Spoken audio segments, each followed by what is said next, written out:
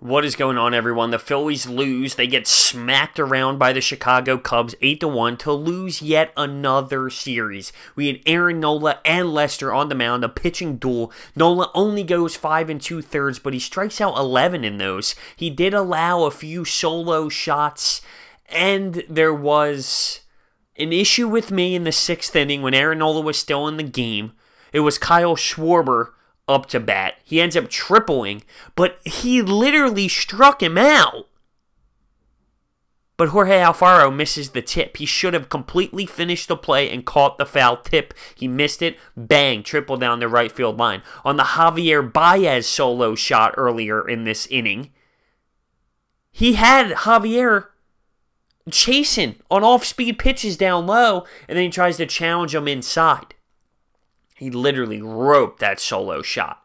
So don't get me wrong, Aaron Nola did have a great performance for his 5 2/3 when it comes to strikeouts, but he did give up 3 solo shots and a triple that was deadly, because that costed us a run as well. But don't get me wrong, Aaron Nola was very dominant for strikeout purposes today, but he made a little bit of some mistakes with some good time hitters, and they did the damage, like Daniel Murphy. It's what they do. It's what a good hitting team does. Roman Quinn, early in this game, he wants to decide to try and stretch a double into a triple. That's an error on the base paths.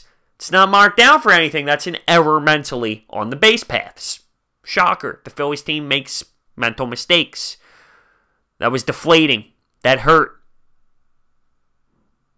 Listen, I'll tell you what upsets me a little bit about this one. We're struggling to hit the baseball, clearly. We end up tacking on 1 run in the 9th. Yippee. But when you have Odubel Herrera, Michael Franco, and Nick Williams on the bench, that's 60-plus dingers on your bench not playing today. But hey, let's put in Flormone. Huh? What is your thought process? It's September 2nd. We're in a race for the division. Let's throw in Flormone, who hasn't even been here all season long. Let's play Joey Bats. We're talking about 60 home runs sitting on the bench. It doesn't make sense to me. And I will say, yeah, I said Roman Quinn deserves more playing time over Nick Williams here and there. They can split time in right field. But we're struggling to hit the baseball. And we have all that home run ability sitting on the bench. For what? For what? So that bothers me. It does. It doesn't make sense. As we get smacked around today. Smacked around. It's insane. It's insane. I mean,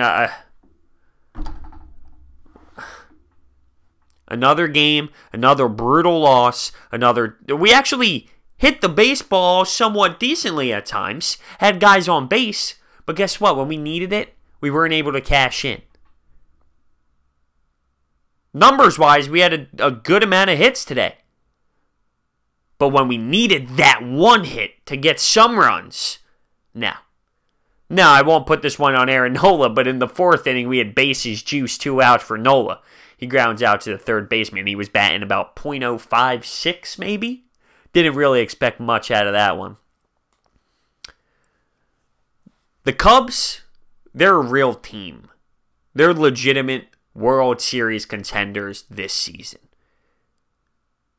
When we're Phillies fans sitting there watching, when you're a Phillies player right now on the roster and you're looking at that, and you see the way they hit, you see their depth in that lineup.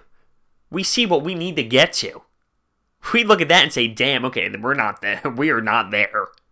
Clearly. And I'll tell you another thing that's embarrassing. Hearing the Chicago Cubs fans cheering loudly in Citizens Bank Park. Seems like a home game. And then you get the subtle Eagles chant. Yeah, that's fun.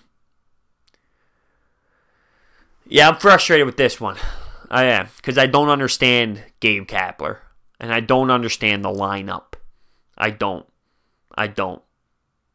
Doesn't make sense to me. To have 60 home runs sitting on the bench September 2nd. But I do get it at the same time. Listen, Odubel's not playing the hottest, but guess what? He has clutch dingers as of late, but we still always sit him. He had clutch dingers in the Washington Nats series against Max Scherzer. He can still provide that spark, and I have faith in him that out of either Odubel Herrera or Pedro Flormone in a lineup, who has a better chance to get this team rolling? Franco, I got on him the other day because he had opportunities 2 times with men on, and he doesn't get the job done. But I still have faith in him over Pedro Flormone.